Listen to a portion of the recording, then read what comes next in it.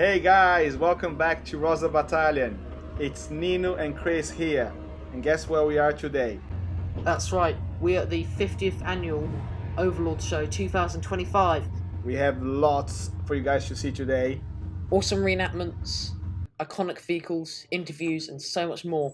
So stay tuned as we have an awesome surprise in the end. Let's go. That's quite interesting. It's a pink SAS Land Rover. In the 60s, they used pink camouflage because of pink, turns out, actually works quite well in the desert. Can you tell me about your unit? So, I'm representing Popsky's Private Army, a very small unit who operated in North Africa and Italy during the Second World War. Also known as Number 1 Demolition Squadron. Yes, Number 1 Demolition Squadron. They registered as 3 different units so that they would be able to get 3 times the pay, 3 times the equipment, 3 times the money. That's incredible. Yeah. So where in Italy did they fought? Few of the major battles in Italy, they served as frontline infantry units in Italy. In jeeps In machine jeeps guns, primarily. with 50 caliber machine guns. 50 caliber machine guns, Yeah. 30 caliber machine guns in the jeeps. They were specialized in destroying airfields. Not airfields, that's their job. Oil fields, fuel dumps, and infiltrating behind enemy lines. They were only 50 men at their strongest. So when did you guys start reenacting this? We started doing pop skis only last year. We started doing pop skis. So some of us here are SAS rather than PPA. Only 2 of us are PPA with the black beret. So the other 3 of us are L Detachment SAS. We are representing L Detachment SAS from their origins, sort of mid to late 1941 through their time in the desert to sort of early 43. And which type of weapon you got there? So this is the Thompson submachine gun. It's the 1928 model. We've got obviously 4 of those, and then we've also got the Bren light machine gun as well. Incredible. Which one is your favorite, Christopher? My favourite's the Bren gun. The Bren gun was in British Army service from 1938 to as late as 1992. It was chambered in 303 British and had a fire rate of 500 to 520 rounds per minute.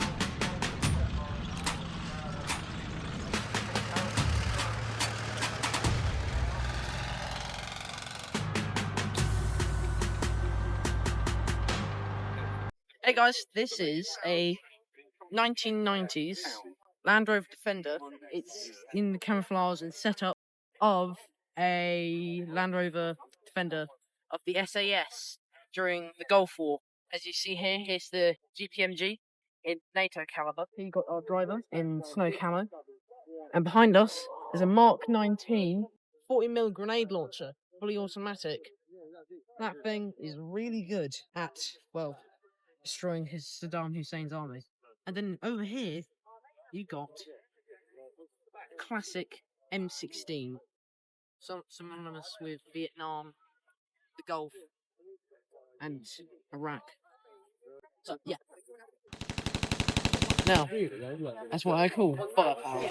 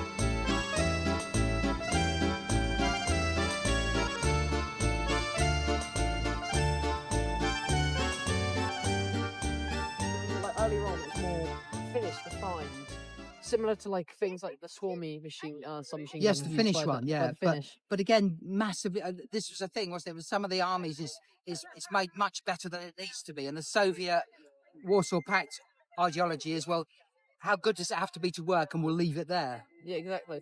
And this fires, of course, the Tokarev pistol round, I think. Yeah.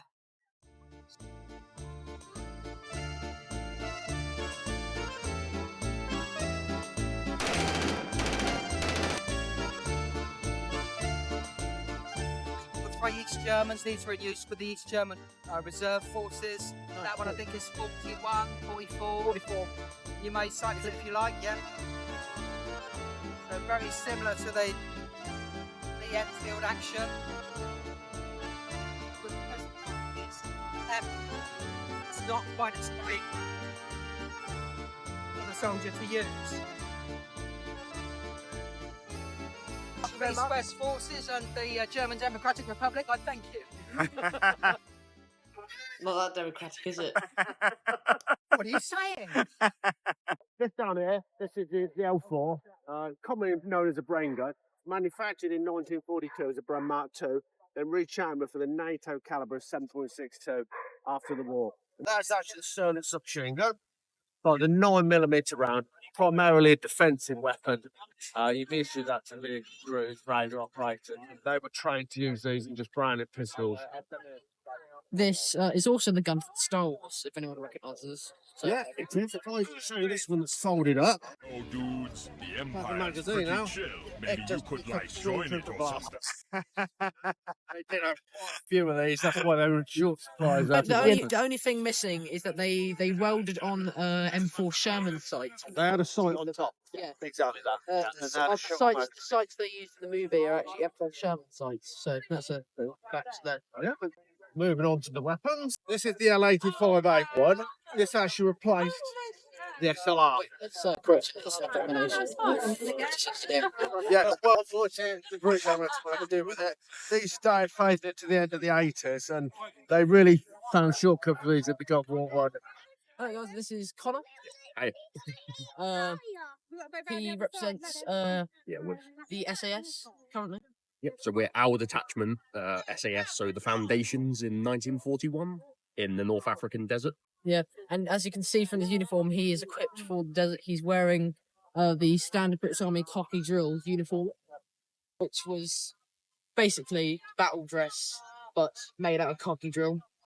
Yeah, it's quite good for the desert environment. It's quite well ventilated as well. Even the armpits are... Yeah, the armpits have holes in them.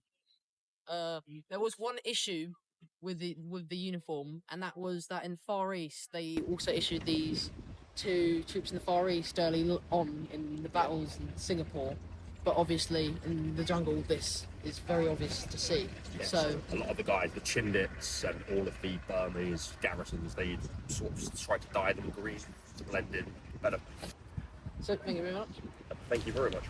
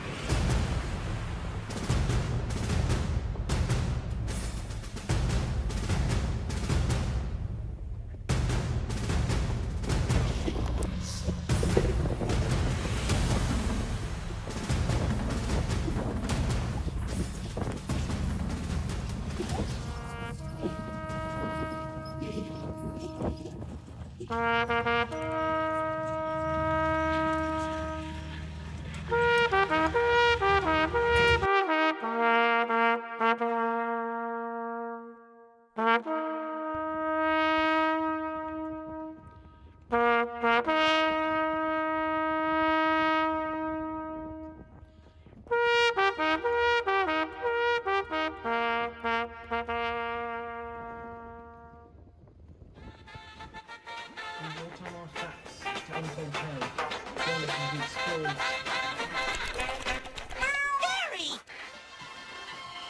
was just looking for the sports channel, Gary. Oh, I have the tattoo. That's how into it I am. That's just phenomenal. Oh my God, that is just incredible. What a, Chris, I said, like, you know, let's go all more around. Let's find, you know, something more interesting. What more interesting than this? Oh man, that's amazing. That's amazing. Yeah, that's amazing. I saw the t-shirt. I was like, oh my God. Oh, look at those. Oh, fabulous, guys. Amazing. How incredible. 2 weeks ago in Montesa, yeah, we Monte Castello. Monte Castello. Yeah, oh, yeah, incredible. Top of Monte Castello. Did you have a Brazilian uniform? Yes. Yes. Oh, my yeah, God. I was there for the 70th anniversary as well. So that's the same time I've been. Oh, that's incredible. That's phenomenal. Yes, I've got lots of friends from Brazil that I keep in contact with on Facebook that are all into this. That's fantastic. So how do you start a Brazilian reenactment? I read about it in one book years ago. There was like one line that said there was Brazil. And I was like, what? Never heard of it because it's not known in this country. Many Brazilians don't even know Brazilian took part. Yeah, and so this was before the internet, so it took me years to find out about it. So I wrote to the Brazilian ambassador in Washington, and he sent me the history. Phenomenal. Since then, I've just been digging and just I love it. No, may you show your tattoo again? I'm so sorry, sir. That is just the most awesome thing ever. I had to help you. Look at that. Oh man, that's phenomenal. The smoky snakes, yes! Walt Disney, yeah. I know, that's why I got it done.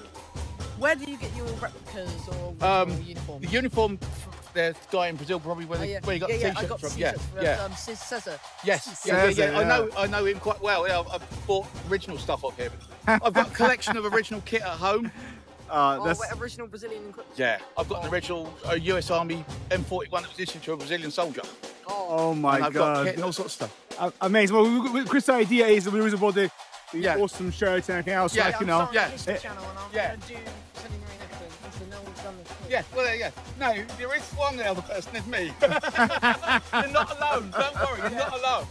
Yeah, I've got no one's made like a YouTube channel. No, yeah, I've got a... It's not well documented, and the only channel I've found that does document, does videos on the Brazilian side, of course, is obviously Portuguese. Yeah. So that's for people who are Brazilian, that live outside, people who are Brazilian who live outside of it's very hard to actually know that that's. Well, that's it for me, because I can't speak Brazilian. Not yet. Trying to find stuff in English is really difficult. You know, I know there's a few bits out now, but years ago there's nothing. Yeah, no, amazing. Hope you guys enjoyed, and don't forget to share, like, and subscribe. We have loads planned, so stay tuned and see you next time.